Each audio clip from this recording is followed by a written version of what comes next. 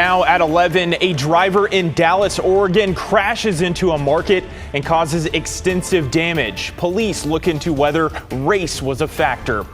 Plus, the latest in Corvallis after a bridge collapses under a freight train and falls into the Marys River. And later, how one Southeast Portland market is rising from the ashes 1 year after a destructive fire.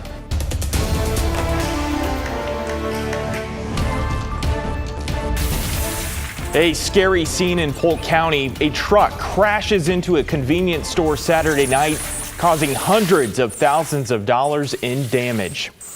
Thanks for joining us tonight at 11. I'm John Adams. The operations manager of the store says the man got out of the vehicle and yelled racial slurs before attempting to flee. The entire incident was caught on camera. Crushed shelves, ruined food, and tire tracks are what's left behind after a man drove his truck through the Center Market in Dallas, Oregon on Saturday. Security video shows the truck bursting through the side of the store around 9:30 p.m.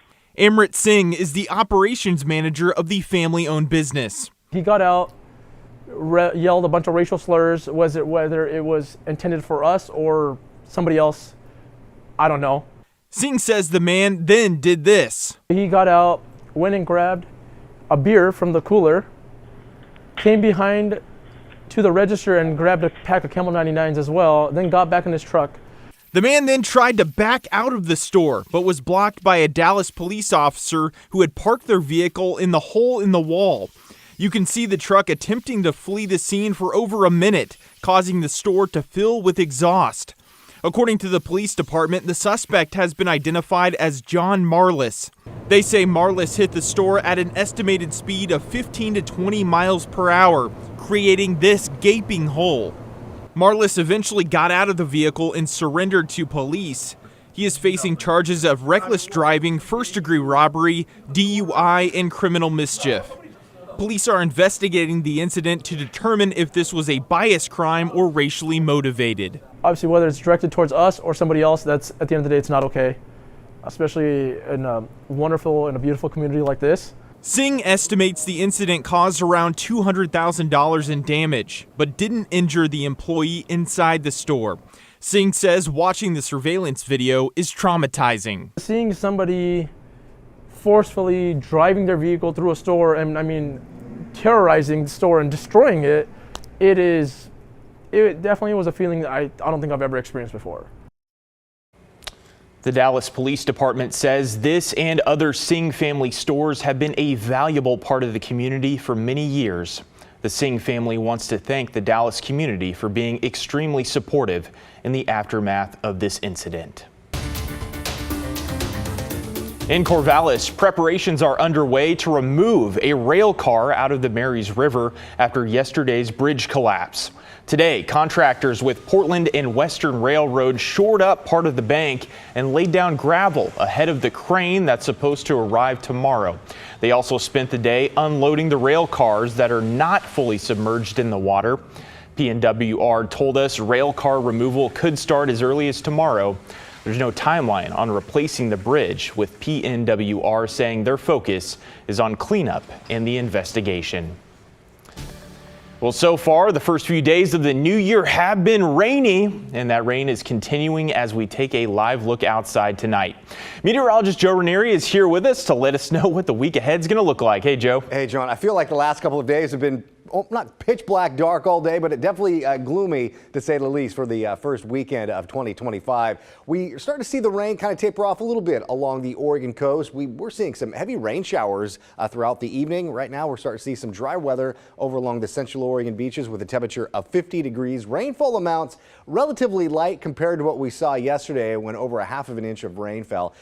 Just shy about 1/10 of an inch of rain over in Scappoose, and at the Portland International Airport, about 1/10 of an inch fell over in Astoria today. Now, all that rain that was hitting the Oregon coast is moving inland a little bit, breaking up a little bit. But again, you travel over the mountain passes, you are going to be seeing some snow showers and a little bit of some freezing rain. But once this front passes, yeah, we'll have a ridge of high pressure develop heading into tomorrow, and that means a lot of sunshine, not just for tomorrow, but a good portion of the week. In downtown Portland right now, we're picking up some showers with a temperature of 49 degrees. And along with the sunshine, it's going to be very mild with daytime highs in a few locations getting close to the mid-50s. That includes the Oregon coast. So a nice start to the work week along the beaches and really throughout much of the Pacific Northwest. I'll talk more about that in a few minutes. All right, Joe, thank you. Well, new tonight, a Portland man is facing multiple charges, including attempted murder after a shooting incident Saturday morning. Shortly after 10, officers were called to Southeast 109th and Division over reports that a car was chasing another vehicle and firing shots towards it. Officers found the suspect's vehicle about 30 minutes later and detained 3 people after they ran and tried to hide in a bar. 28-year-old Jamari Chapala is now booked in the Multnomah County Jail. The victim was not hurt, but their car was hit by gunfire. One person is dead after a car crashed into a pole last night in North Portland. Officers arrived just after 11 p.m. to North Willamette Boulevard and Burr Avenue. There they found the vehicle and the driver inside seriously hurt. They were taken to the hospital but died of their injuries. Police ask anyone with more information to reach out.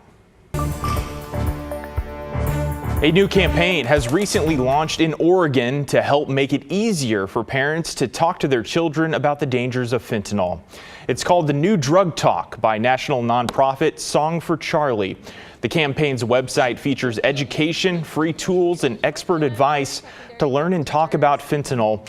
And with that, they've launched a series of PSAs featuring nearly 24 Oregonians who have all been impacted by the drug. That includes 16-year-old Chloe Clark. I lost somebody that was kind of like a mom figure to me in 2018 due to a fentanyl overdose. And I feel like the word should be spread more, especially for the younger generation. The nonprofit said this campaign comes at an important time.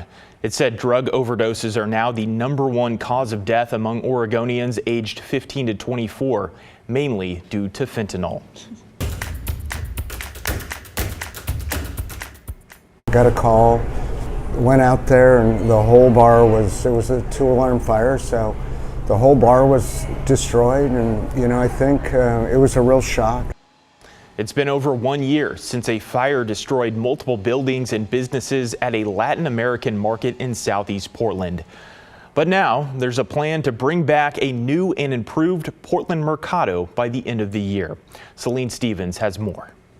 While some food trucks are still in business at the Portland Marcato, the place isn't what it used to be before the fire, with less businesses and the commissary kitchen and a well-known bar still closed.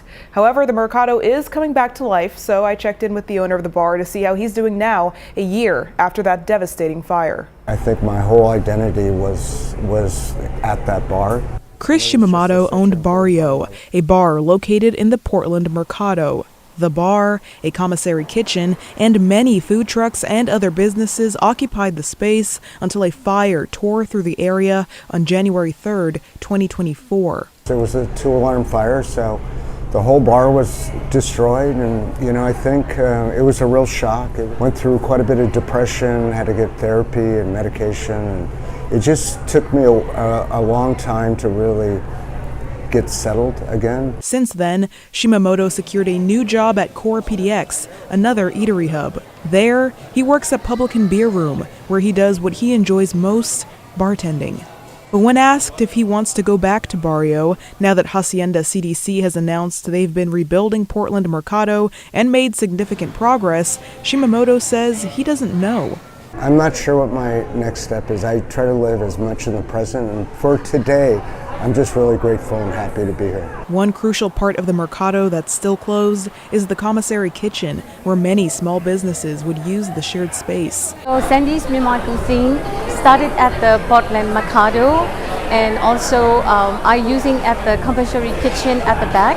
And on that time, I don't have any real space to sell my food. She says Shimamoto helped her get her start, and since then, she's helped him financially, thanks to a fundraiser she put together for him after the fire. But there's still no commissary kitchen for many other up-and-coming small business owners to use. The good news is, Hacienda CDC says the new Marcato will bring back the commissary kitchen, more gathering areas, and an improved food truck plaza with covered seating. Without the Chris, without the Portland Marcato kitchen, Sandy Myanmar cuisine won't be here today. The goal is for the Portland Marcato to be fully opened by the end of 2025. According to Portland Fire and Rescue, the cause of that fire is still classified as accidental, with the specific cause still remaining under investigation. Celine Stevens, KGW News. And we have breaking news to get to tonight out of Beaverton. We're at the scene of where a deadly crash happened around 6:30 this evening. This is at Southwest Erickson Avenue and Berthold Street. Tualatin Valley Fire and Rescue told us a single vehicle crashed into a telephone pole. Paramedics attempted life-saving measures, but the driver, the sole occupant of that vehicle, died at the scene. We'll keep you posted with any further developments. One person is without a home this morning after accidentally setting their house on fire while using a heat gun. Portland Fire and Rescue responded to the blaze in the Park Rose neighborhood just after 11 p.m. last night.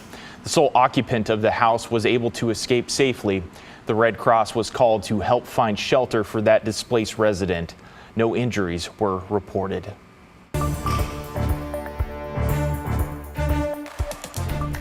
Scared everyone. It didn't matter where you were sitting on the plane. It was terrifying because it's not what you want to have happen on any flight that you're on.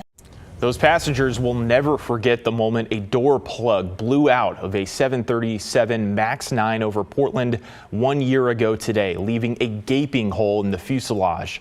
While Alaska 1282 touched down safely, the incident prompted a global reckoning for Boeing and new scrutiny when it comes to safety and oversight. The company says it's been investing in workforce training, simplifying plans and processes, and eliminating defects and elevating safety and quality culture.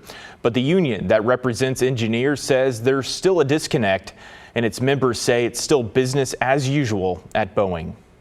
The words from the top are good, but without that connection with the workforce that was enabled through this prior structure, it doesn't translate to the working man or woman.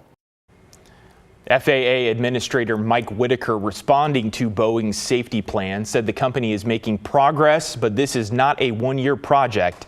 He says what's needed is a fundamental cultural shift at Boeing that's oriented around safety and quality above profits.